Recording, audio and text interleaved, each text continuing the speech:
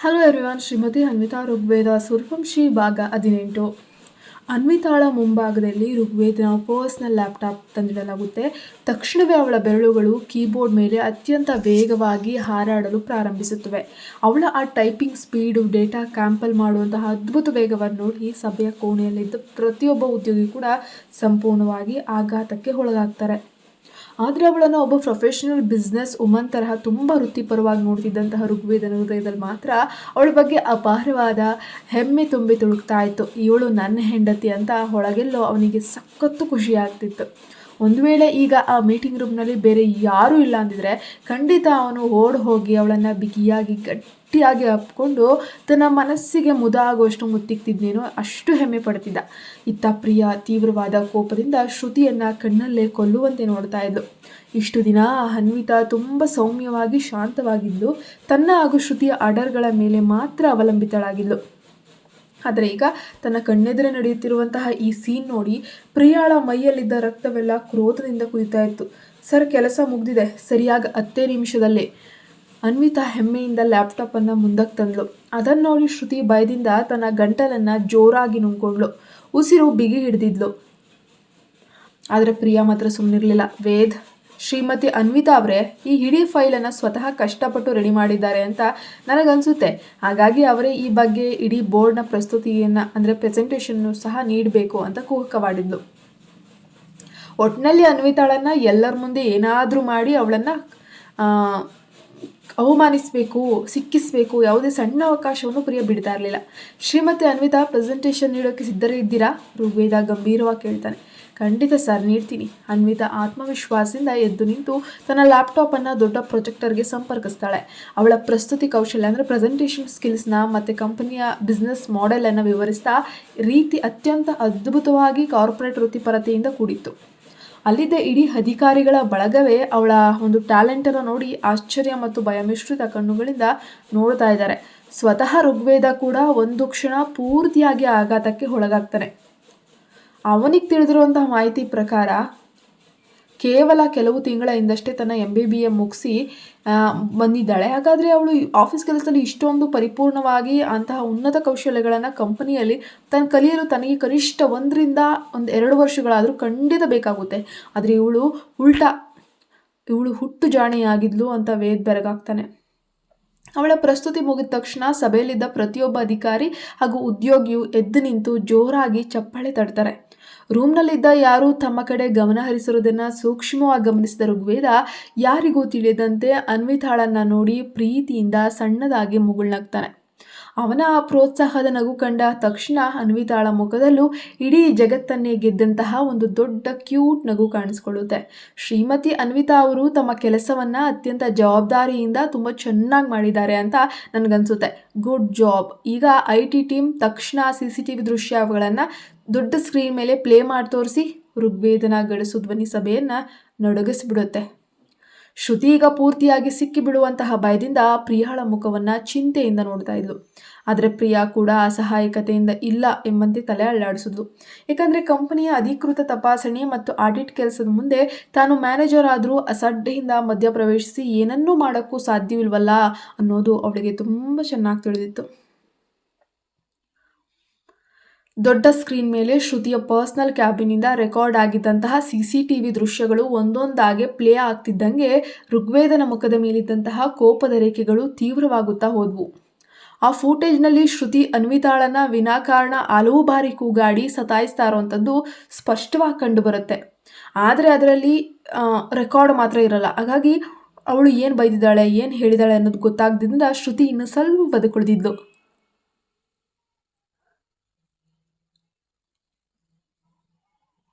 ಇಂದಿನ ದೃಶ್ಯಾವಳಿಗಳು ಸ್ಕ್ರೀನ್ ಮೇಲೆ ಬಂದಾಗ ಇಡೀ ಸಭೆ ಸ್ತಬ್ಧವಾಗುತ್ತೆ. ಆ ವಿಡಿಯೋದಲ್ಲಿ ಶ್ರುತಿ ತನ್ನ ಸೀಟ್ನಲ್ಲಿ ಕುಳಿತು ಅನ್ವಿತಾ ತಂದು ನೀಡಿದ ಬಹುಮುಖ್ಯ ಚಾರ್ಜ್ ಶೀಟ್ ಫೈಲನ್ನು ರಹಸ್ಯವಾಗಿ ಯಾರಿಗೂ ಕಾಣದೇ ಇರೋ ಥರ ಬ್ರ್ಯಾಂಡೆಡ್ ಪರ್ಸ್ನೊಳಗೆ ಇಟ್ಟು ಆಫೀಸಿಂದ ಹೊರಗೆ ಹೋಗ್ತಾಳೆ. ಅದು ರೆಡ್ ಹ್ಯಾಂಡ್ ಆಗಿ ಸಿಗ್ಬೀಳುತ್ತೆ. ಅದನ್ನು ನೋಡಿದ ತಕ್ಷಣ ಸಭೆಯಲ್ಲಿದ್ದ ಎಲ್ಲ ಸಹೋದ್ಯೋಗಿಗಳು, ಆಡಿಟ್ ಅಧಿಕಾರಿಗಳು ಶ್ರುತಿಯನ್ನು ಅತ್ಯಂತ ಚೀಪಾಗಿ ನೋಡೋಕೆ ಆರಂಭಿಸ್ತಾರೆ. ಇದರ ಬಗ್ಗೆ ನಿಮಗೆ ಏನಾದರೂ ಸಮರ್ಥನೆ ನೀಡಬೇಕಾಗಿದೆಯೇ ಮಿಸ್ ಶ್ರುತಿ? ಋಗ್ವೇದನ ಧ್ವನಿಯಲ್ಲಿ ಕೋಪದ ಜ್ವಾಲೆ ಅನ್ನೋದು ಹುಕ್ಕಿ ಬರ್ತಾ ಇತ್ತು. ಸರ್, ದಯವಿಟ್ಟು ಕ್ಷಮಿಸ್ಬಿಡಿ ಸರ್, ನನ್ನಿಂದ ದೊಡ್ಡ ತಪ್ಪಾಗೋಯ್ತು ಸರ್. ದಯವಿಟ್ಟು ಈ ಒಂದೇ ಒಂದು ಬಾರಿ ನನ್ನ ಕಂಪನಿಯಿಂದ ವಜಾ ಮಾಡಬೇಡಿ, ಇನ್ನೊಂದು ಚಾನ್ಸ್ ಕೊಡಿ ಸರ್. ಮ್ಯಾನೇಜರ್ ಪ್ರಿಯಾ, ಪ್ಲೀಸ್ ನನ್ನನ್ನು ಬದುಕಿಸಿ, ನೀವೇನಾದರೂ ಬಾಸ್ ಹತ್ರ ಏನಾದರೂ ಹೇಳಿ ಎಂದು ಶ್ರುತಿ ತಾನು ಸಿಕ್ಕಿಬಿದ್ದ ತಕ್ಷಣ ಇಡೀ ಸಭೆಯ ಮುಂಭಾಗದಲ್ಲೇ ಜೋರಾಗಿ ಅಳುತ್ತಾ ಪ್ರಿಯಾಳ ಕಾಲು ಹಿಡಿಯದ ಒಲವಿನ ಗೋಗರಿಯುತ್ತಾ ಹಾಡಲು ಪ್ರಾರಂಭಿಸ್ತಾಳೆ. ನೀನು ಮಾಡಿರುವುದು ನಮ್ಮ ಕಂಪನಿಯ ಕಠಿಣ ನಿಯಮಗಳಿಗೆ ಸಂಪೂರ್ಣವಾಗಿ ವಿರುದ್ಧವಾಗಿದೆ. ಇಂತಹ ಕೆಲಸವನ್ನು ನಾನು ಎಂದಿಗೂ ಬೆಂಬಲಿಸುವುದಿಲ್ಲ ಎಂದು ಪ್ರಿಯಾ ತಕ್ಷಣ ತನ್ನ ಊಸರವಳ್ಳಿ ಬಣ್ಣವನ್ನು ಬದಲಾಯಿಸಿ ತಾನು ಸೇಫ್ ಆಗೋಕ್ಕೆ ಶ್ರುತಿಯನ್ನು ಅಲ್ಲೇ ಎಲ್ಲರ ಎದುರು ಕೈ ಬಿಡ್ತಾಳೆ. ಹಾಗಾದರೆ ಮಿಸ್ ಶ್ರುತಿ, ನಿಮ್ಮ ಟರ್ಮಿನೇಷನ್ ರಾಜೀನಾಮೆ ಪತ್ರ ಇವತ್ತೇ ಕೈ ಸಿಗುತ್ತೆ. ನಾಳೆಯಿಂದ ನೀವು ಆಫೀಸ್ ಮೆಟ್ಲು ಹತ್ತೋ ಅಗತ್ಯ ಇಲ್ಲ. ಆದರೆ ಕಂಪನಿ ನಿಯಮದ ಪ್ರಕಾರ ಮುಂದಿನ 3 ತಿಂಗಳ ಸಂಬಳ ನಿಮ್ಮ ಬ್ಯಾಂಕ್ ಖಾತೆಗೆ ಜಮಾ ಆಗುತ್ತೆ. ತಕ್ಷಣ ಇಲ್ಲಿಂದ ಹೊರಡಿ. ಋಗ್ವೇದ ತನ್ನ ಕಠಿಣ ಧ್ವನಿಯಲ್ಲಿ ಅಂತಿಮ ತೀರ್ಪನ್ನು ನೀಡ್ತಾನೆ. ಸರ್ ಬೇಡ, ಸರ್ ಬೇಡ, ದಯವಿಟ್ಟು ಅಂತಹ ತಪ್ಪು ನನ್ನಿಂದ ಮತ್ತೊಮ್ಮೆ ಎಂದಿಗೂ ಆಗೋದಿಲ್ಲ ಸರ್. ಪ್ಲೀಸ್ ನನಗೆ ಇನ್ನೊಂದು ಚಾನ್ಸ್ ಕೊಡಿ ಸರ್. ಶ್ರುತಿ ಈಗ ಅಸಹಾಯಕತೆಯಿಂದ ಅಳುತ್ತಾ ನೇರವಾಗಿ ಅವನ ಪಾದಗಳ ಬಳಿಯೇ ಕುಳಿತುಕೊಂಡ್ಳು. ಒಮ್ಮೆ ಈ ಕಂಪನಿಯಿಂದ ಹೀಗೆ ಕಳ್ಳತನದ ಆರೋಪದ ಮೇಲೆ ವಜಾ ಆದಲ್ಲಿ ಇಡೀ ಬೆಂಗಳೂರಿನಲ್ಲಿ ತನಗೆ ಬೇರೆಲ್ಲೂ ಮ್ಯಾನೇಜರ್ ಕೆಲಸ ಸಿಗುವುದು ಅಸಾಧ್ಯ ಅಂತ ಅವಳಿಗೆ ಚೆನ್ನಾಗಿ ತಿಳಿದಿತ್ತು.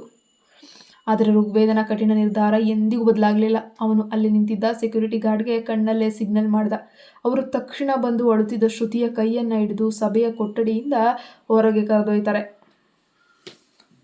ಶ್ರುತಿ ಹೋದ ನಂತರ ಈಗ ಮತ್ತೆ ಸಭೆಯಲ್ಲಿದ್ದ ಪ್ರತಿಯೊಬ್ಬ ಉದ್ಯೋಗಿಯ ಮುಖದಲ್ಲೂ ಕೂಡ ಒಂದು ಪ್ರಶ್ನಾರ್ಥಕವಾದ ಚಿಹ್ನೆ ಮೂಡುತ್ತೆ.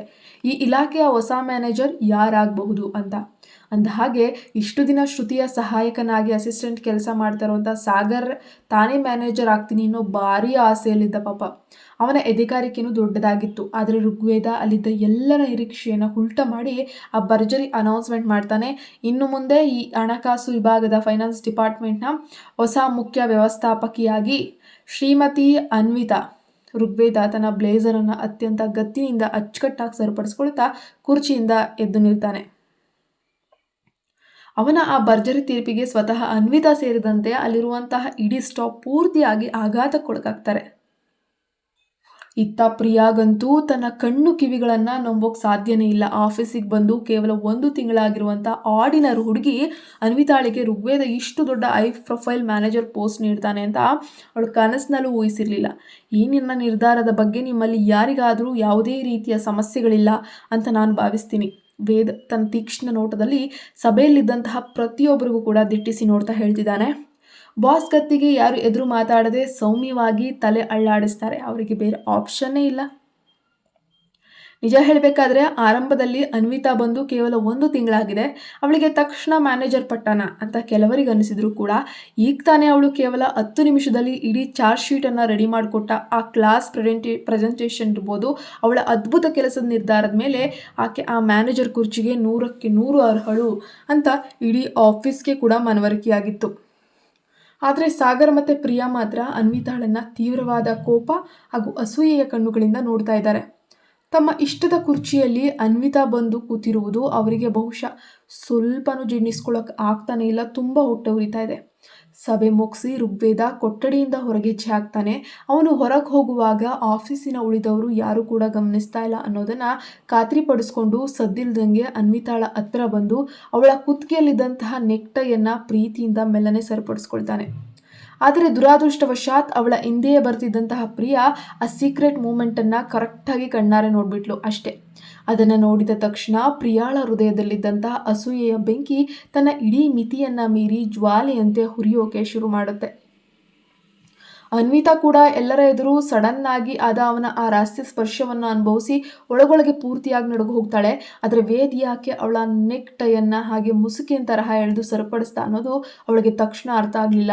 ಅವಳು ಗಾಬರಿಯಿಂದ ತನ್ನ ಕುತ್ತಿಗೆಯನ್ನು ಮುಟ್ಟಿ ಕನ್ನಡಿಯ ಮುಂದೆ ನೋಡಿದಾಗ ಆ ಅಸಲಿ ಸತ್ಯ ತಿಳಿಯಿತು. ಅಂದರೆ ನಿನ್ನೆ ರಾತ್ರಿ ಬೆಚ್ಚಗಿನ ಅಪ್ಪಿಗೆಯಲ್ಲಿ ವೇದ್ ಅವಳ ಕುತ್ತಿಗೆಯ ಮೇಲೆ ಗಾಢವಾಗಿ ಚುಂಬಿಸಿದಾಗ ಮೂಡಿದಂತಹ ರೊಮ್ಯಾಂಟಿಕ್ ಕೆಂಪು ಗುರುತು, ಅಂದರೆ ಲವ್ ಬೈಟ್ ಇರುತ್ತಲ್ಲ, ಅಲ್ಲಿ ಸ್ಪಷ್ಟವಾಗಿ ಕಾಣಿಸ್ತಾ ಇತ್ತು. ಅದಕ್ಕೆ ವೇದ್ ಅದನ್ನು ಕವರ್ ಮಾಡಲು ಟೈ ಎಳೆದಿದ್ದ. ಅನ್ವಿತಾ ತೀವ್ರವಾಗಿ ನಾಚಿ ಪಟ್ಕೊಂಡು ಮುಖ ಕೆಂಪು ಮಾಡಿಕೊಳ್ಳುತ್ತಾ ತಕ್ಷಣ ಆ ಮುಸುಕಿನ ಟೈಯನ್ನು ಮತ್ತಷ್ಟು ಮೇಲಕ್ಕೆ ಎಳೆದು ಆ ಕೆಂಪು ಗುರುತನ್ನು ಮರೆಮಾಡಲು ಪ್ರಯತ್ನಿಸ್ತಾಳೆ. ಆದರೆ ಅಷ್ಟರಲ್ಲೇ ಆಗಬೇಕಾದ ಅನಾಹುತ ಆಗೋಯ್ತು. ಪ್ರಿಯಾ ಅದನ್ನು ಸ್ಪಷ್ಟವಾಗಿ ನೋಡ್ಬಿಟ್ಲು. ಇದೇನು, ಇವತ್ತು ಸಂಜೆ ನಾವಿಬ್ಬರು ಒಟ್ಟಿಗೆ ಮನೆಗೆ ಹೋಗೋಣ ಅಂತ ನಾನು ಅಂದ್ಕೊಂಡಿದ್ದೆ. ಅನ್ವಿತಾ ತುಟಿ ಪಿಟಿಕ್ ಅನ್ನದೇ ಕಿಟಕಿಯ ಹೊರಗೆ ನೋಡಿ ಬೇಸರದಿಂದ ಗೊಣಗಿದ್ಲು.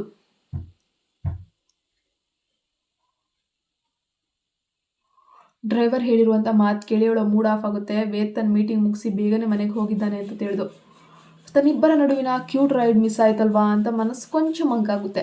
ಕಾರು ಮನೆ ಮುಂದೆ ಬಂದು ನಿಂತ ತಕ್ಷಣ ಅವಳು ತನ್ನದೇ ಆದ ನೂರಾರು ಆಲೋಚನೆಗಳಲ್ಲಿ ಕಳೆದು ಹೋಗಿ ಯಾಂತ್ರಿಕವಾಗಿ ಮನೆಯೊಳಗೆ ಬರ್ತಾಳೆ. ಸುತ್ತಲೂ ಏನು ನಡೀತಾ ಇದೆ, ಮನೆಯಲ್ಲಿ ಏನು ವಿಶೇಷ ಇದೆ ಎಂಬುದರ ಅರಿವೇ ಅವಳಿಗಿರಲಿಲ್ಲ. ನೇರವಾಗಿ ತನ್ನ ಬೆಡ್ರೂಮಿನ ಮೆಟ್ಟಿಲುಗಳನ್ನೇ ಹೇರಿ ಹೋಗಿ ಗಡಿಯಾರ ನೋಡಿದಾಗ ಆಗಲೇ ಸಂಜೆ 7 ಗಂಟೆ ಆಗಿಬಿಟ್ಟಿತ್ತು. ತುಂಬ ಅಂದರೆ ತುಂಬ ಹಸಿವಾಗ್ತಾ ಇತ್ತು. ವೇದ್ ಯಾವಾಗ ಬರ್ತಾನೋ ಏನು ಕಥೆನೋ ಅಂತ ಅಂದುಕೊಂಡು ಗಂಟು ಹಾಕ್ಕೊಂಡು ನಿಧಾನವಾಗಿ ಮೆಟ್ಟಿಲುಗಳ ಕೆಳಗೆ ಬರ್ತಾ ಇದ್ದಾಳೆ. ಆದರೆ ಅಡುಗೆ ಮನೆಯಲ್ಲಿ ಕೆಲಸದಾಕೆ ಬಿಟ್ಟರೆ ಬೇರೆ ಯಾರೂ ಕೂಡ ಆ ಮನೆಯಲ್ಲಿ ಕಾಣಿಸ್ತಾನೆ ಇರಲಿಲ್ಲ. ಇವರೆಲ್ಲ ಎಲ್ಲಿಗೋದ್ರು? ಅವಳ ಬೇಸರ ಇನ್ನಷ್ಟು ಹೆಚ್ಚಾಯಿತು. ಕೆಲಸದಾಕೆಗೆ ಏನಾದರೂ ತಿನ್ನಲು ಕೇಳಿ ಬರಬೇಕು ಅಂದ್ಕೊಂಡು ಅಡುಗೆ ಮನೆಯ ಬಾಗಿಲ ಬಳಿ ಬಂದು ನಿಂತಳು. ಆದರೆ ಅಲ್ಲಿ ಕಂಡ ದೃಶ್ಯ ನೋಡಿ ಅವಳು ಒಮ್ಮೆ ಕಣ್ಣುಗಳನ್ನು ನಂಬಲಾಗದೆ 2 ಬಾರಿ ಉಚ್ಕೊಂಡು ನೀವಾ? ಅಲ್ಲಿ ವೇದ್ ತನ್ನ ಕೋಟನ್ನು ತೆಗೆದು ಅಂದರೆ ನೆಪ್ರೋನನ್ನು ಹಾಕ್ಕೊಂಡು ಅಡುಗೆ ಮಾಡ್ತಿದ್ದಾನೆ. ಅವನು ದಿಟ್ಟಿಸಿ ನೋಡುತ್ತಾ ಹಾಗೆ ನಿಂತು ಬಿಟ್ಲು. ಹೇ ನೀತಿ, ಇತ್ ಬಾ.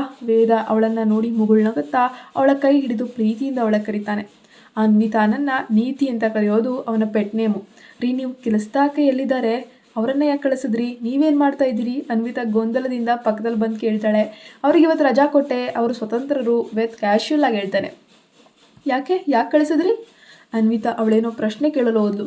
ಯಾಕಂದರೆ ಇವತ್ತು ನಾನು ನನ್ನ ಹೆಂಡತಿಯೊಂದಿಗೆ ಯಾರೂ ಇಲ್ಲದ ಹಾಗೆ ಸಮಯ ಕಳೆಯೋಕ್ಕೆ ಬಯಸ್ತಿದ್ದೀನಿ. ನಿನಗೇನಾದರೂ ಸಮಸ್ಯೆಗಳಿವೆಯಾ ಮ್ಯಾನೇಜರ್ ಮೇಡಮ್ ಎಂದು ಕಣ್ಣನ್ನು ಮಿಟಿಕ್ಸುತ್ತಾ ಹತ್ತಿರ ಬರ್ತಾನೆ. ಅವನ ರೊಮ್ಯಾಂಟಿಕ್ ಆದ ಅಟ್ಯಾಕ್ ಕಂಡ ತಕ್ಷಣ ಅನ್ವಿತಾ ವಿಷಯ ಬದಲಾಯಿಸ್ತಾಳೆ. ನನಗೆ ಸದ್ಯಕ್ಕೆ ತುಂಬ ಹಸಿವಾಗ್ತಿದೆ ರೀ. ಅವನ ಆ ರೊಮ್ಯಾಂಟಿಕ್ ಮೂಡ್ ಆನ್ ಆದರೆ ಸಾಕು, ಅನ್ವಿತಾಳ ಹೊಟ್ಟೆಯಲ್ಲಿ ಪ್ರೀತಿಯ ಗುಂಡಿ ನಿರ್ಮಾಣವಾಗಿ ಅವಳು ನಡುಗೋಕ್ಕೆ ಶುರು ಮಾಡ್ತಾಳೆ. ಬಹುಶಃ ಅದು ವೇದ್ಗೆ ತುಂಬ ಚೆನ್ನಾಗಿ ಅರ್ಥ ಆಗಿತ್ತು. ಸರಿ ಮೇಡಮ್, ನೀವು ಹೋಗಿ ಮೇಜಿನ ಬಳಿ ಕುಳಿತುಕೊಳ್ಳಿ, ನಾನು ಬಿಸಿ ಬಿಸಿಯಾದ ಊಟ ತೊಗೊಂಡು ಬರ್ತೀನಿ ಮ್ಯಾನೇಜರ್ ಮೇಡಮ್. ಅವನು ನಗುತ್ತಾ ಅಡುಗೆಯನ್ನು ಮುಂದುವರಿಸ್ತಾನೆ. ಹಾಗೇನಿಲ್ಲ, ನಾನು ನಿಮಗೆ ಸಹಾಯ ಮಾಡ್ತೀನಿ ರೀ ಎಂದು ಅವಳು ಅಡುಗೆ ಮನೆಯ ಒಳಗೆ ಹೋಗಲು ಪ್ರಯತ್ನಿಸ್ತಾಳೆ. ಇಲ್ಲ ಅನ್ವಿತಾ, ಇವತ್ತು ನಿಮಗೊಂದು ಸ್ಪೆಷಲ್ ಉಪಚಾರ ಇದೆ. ಇವತ್ತು ನೀನು ನನ್ನ ಗೆಸ್ಟ್ ಹಾಗೂ ಹೊಸದಾಗಿ ಮ್ಯಾನೇಜರ್ ಮೇಡಮ್ ಎಂದು ಪ್ರೀತಿಯಿಂದ ಆಜ್ಞಾಪಿಸ್ತಾನೆ. ಅವಳು ಅನಿವಾರ್ಯವಾಗಿ ಹೊರಗೆ ಬಂದು ಡೈನಿಂಗ್ ಟೇಬಲ್ ಬಳಿ ಕುಳಿತುಕೊಂಡು ವೆಯ್ಟ್ ಮಾಡ್ತಾಳೆ. ಅವಳ ಮನಸ್ಸು ಮಾತ್ರ ಸಖತ್ ಖುಷಿ, ಸಂತೋಷದಲ್ಲಿ, ತೃಪ್ತಿಯಿಂದ ತೇಲ್ತಾ ಇದೆ. ಜೀವನದಲ್ಲಿ ಮೊದಲ ಬಾರಿಗೆ ಯಾರೋ ಒಬ್ಬರು ಅವಳಿಗೋಸ್ಕರ ಅಡುಗೆ ಮಾಡ್ತಿದ್ದಾರೆ ಅನ್ನೋ ಆಪ್ತತೆ ಅವಳ ಕಣ್ಣಲ್ಲಿ ನೀರನ್ನು ತರಿಸ್ತಾ ಇತ್ತು. ಟ್ರೈಟ್ ಹೇಗಿದೆ ಅಂತ ಹೇಳು. ವೇದ್ ಅವಳ ಮುಂದೆ ತಟ್ಟೆ ತಂದಿರ್ತಾನೆ. ಅವಳು ಒಂದು ತುತ್ತು ಬಾಯಿಗಿಟ್ಲು. ರುಚಿ ಅಷ್ಟು ಅದ್ಭುತವಾಗಿತ್ತು. ಒಂದರ ನಂತರ ಒಂದರಂತೆ ಆ ತಟ್ಟೆಯನ್ನು ಅವಳು ಖಾಲಿ ಮಾಡೋಕ್ಕೆ ಶುರು ಮಾಡ್ತಾಳೆ. ಅಬ್ಬಾ, ಇಷ್ಟೊಂದು ರುಚಿಯಾದ ಅಡುಗೆ ಮಾಡೋದನ್ನು ನೀವು ಎಲ್ಲಿಂದ ಕಲ್ತಿರಿ? ಅನ್ವಿತಾ ಎನ್ನುತ್ತಾ ಆಶ್ಚರ್ಯದಿಂದ ಕೇಳಲು. ನಾನು ಲಂಡನ್ನಲ್ಲಿ ಕಾಲೇಜ್ನಲ್ಲಿದ್ದಾಗ ಅಲ್ಲಿ ಒಬ್ಬನೇ ಇರಬೇಕಿತ್ತಲ್ವಾ, ಆಗ ಅನಿವಾರ್ಯವಾಗಿ ಇದನ್ನೆಲ್ಲ ಕಲ್ತ್ಕೊಂಡೆ. ಬ್ಯಾಚುಲರ್ ಅಂದಮೇಲೆ ಇದನ್ನೆಲ್ಲ ಕಲ್ತ್ಕೊಳ್ಳೇಬೇಕಲ್ವಾ? ಅವನು ಅವಳ ಪಕ್ಕದ ಕುರ್ಚಿಯ ಮೇಲೆ ಬಂದು ಕುಳಿತುಕೊಳ್ಳುತ್ತಾ ಹೇಳ್ತಾನೆ. ಹಾಗಾದರೆ ನನಗೂ ಸ್ವಲ್ಪ ಕಲಿಸ್ಕೊಡಿರಿ. ಅನ್ವಿತಾ ಚಮಚವನ್ನು ತುಂಬಿಸಿ ಬಾಯಿಗೆ ಹಾಕ್ಕೊಳ್ಳೋಕೆ ಹೊರಡಿದ್ಲು. ಆದರೆ ತಕ್ಷಣವೇ ಅವಳ ಕೈಯನ್ನು ಮಧ್ಯದಲ್ಲೇ ಹಿಡಿದು ಆ ಚಮಚದಲ್ಲಿದ್ದ ಆಹಾರವನ್ನು ತಾನೇ ತಿಂದು ಬಿಡ್ತಾನೆ. ನೀನು ಅಡುಗೆ ಕಲಿಯುವ ಅಗತ್ಯವೇನಿದೆ ನೀತಿ? ನಿನ್ನ ಗಂಡನಿಗೆ ಎಲ್ಲವೂ ಬರುತ್ತಲ್ವಾ? ನಿನಗೆ ಏನು ಬೇಕು ಅಂತ ಪ್ರೀತಿಯಿಂದ ಕೇಳು, ನಾನು ಅದನ್ನು ಕ್ಷಣಾರ್ಧದಲ್ಲೇ ನೆರವೇರಿಸಿ ರುಚಿಯಾಗಿ ಅಡುಗೆ ಮಾಡಿಕೊಡ್ತೀನಿ. ಋಗ್ವೇದ ಅವಳ ಕಣ್ಣುಗಳನ್ನು ನೇರವಾಗಿ ನೋಡುತ್ತಾ ಪಿಸುಗುಡುತ್ತಾನೆ. ಅವನ ಆ ಸಡನ್ ಮಾತುಗಳಿಗೆ ಅನ್ವಿತಾಗೆ ತಕ್ಷಣ ಪ್ರಜ್ಞೆ ತಪ್ಪಿದಂತಾಗುತ್ತೆ. ಅವಳು ಕೈಯಲ್ಲಿ ಭಾರಿ ಚಮಚವನ್ನು ಹಿಡಿದುಕೊಂಡು ಕಣ್ಣು ಮಿಟಿಕ್ಸದೆ ಕೇವಲ ಅವನನ್ನೇ ದಿಟ್ಟಿಸಿ ನೋಡುತ್ತಾ ಮಂತ್ರಮುಗ್ಧಳಾಗಿ ಕುಳಿತಿದ್ಲು. ನೀತಿ, ಇನ್ನೂ ಹಸಿವಾಗ್ತಿದೆಯಾ? ಅವಳು ಕುಳಿತಿದ್ದಂತಹ ಕುರ್ಚಿಯನ್ನು ಹಿಡಿದು ಸಡನ್ನಾಗಿ ತನ್ನ ಕಡೆಗೆ ಹತ್ತಿರ ಎಳ್ಕೊಳ್ತಾನೆ. ಆ ಸಣ್ಣ ಆಘಾತದಿಂದ ಅವಳು ತಕ್ಷಣವೇ ಲೋಕಕ್ಕೆ ಮರಳುತ್ತಾಳೆ. ಹೌದು. ಅವಳು ಗಾಬರಿಯಿಂದ ಬೇಗನೆ ಇನ್ನೊಂದು ಚಮಚವನ್ನು ಅನ್ನವನ್ನು ತುಂಬಿಸಿ ತಡಬಡಾಯಿಸುತ್ತಾ ಬಾಯಿಗೆ ಹಾಕ್ಕೊಂಡ್ಳು. ಆದರೆ ಈಗ ಅವಳಿಗೆ ತಲೆ ಎತ್ತಿ ಅವನನ್ನು ನೋಡಲು ವಿಪರೀತ ಹೆದರಿಕೆ. ಅವನು ಮುಂದಿನ ಕ್ಷಣ ಏನು ಮಾಡ್ತಾನೆ ಅನ್ನೋ ಕಲ್ಪನೆಯೇ ಅವಳಲ್ಲಿ ನಡುಕ ಹುಟ್ಟಿಸ್ತಾ ಇತ್ತು.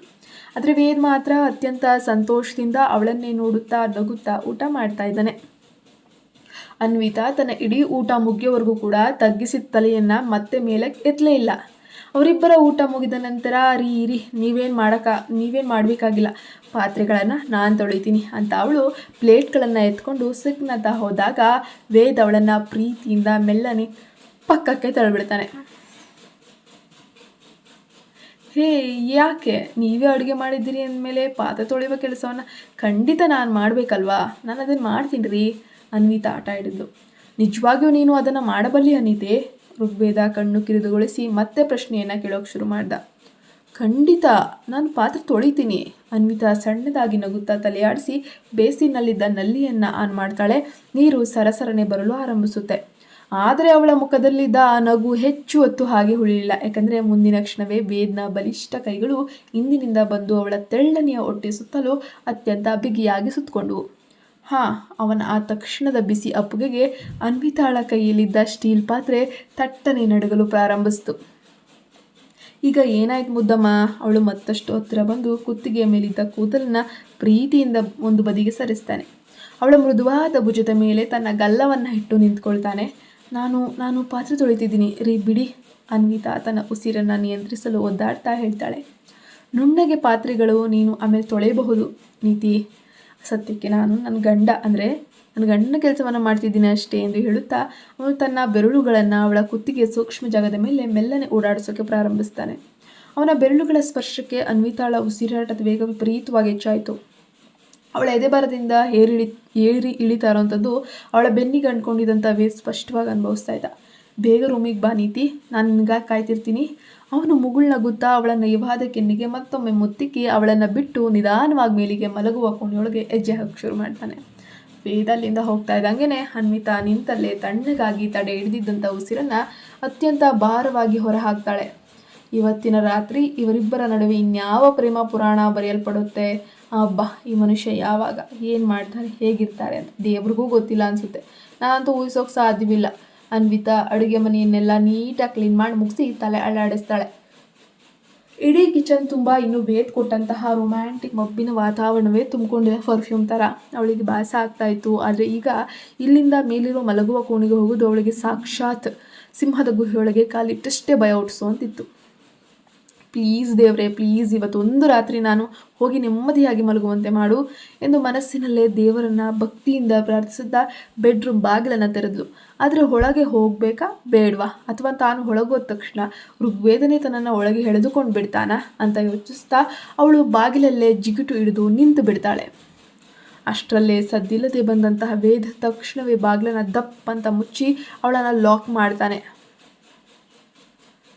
ಇಲ್ಲಿವರೆಗೂ ಕತೆ ಬಂದಿದೆ. ಇನ್ನು ಮುಂದೆ ಏನಾಗ್ಬೋದು ಅನ್ನೋ ನಿಮ್ಗೆಲ್ಲರಿಗೂ ಗೊತ್ತಿರುತ್ತೆ. ನೋಡೋಣ ಮುಂದುವರೆದ ಭಾಗದಲ್ಲಿ ಏನಾಗುತ್ತೆ, ಅವರಿಬ್ಬರು ಒಂದಾಗ್ತಾರಾ ಇಲ್ವಾ, ತಮ್ಮ ಪ್ರೇಮ ನಿವೇದನೆಯನ್ನು ಯಾರು ಮಾಡ್ತಾರೆ ಅಂತ.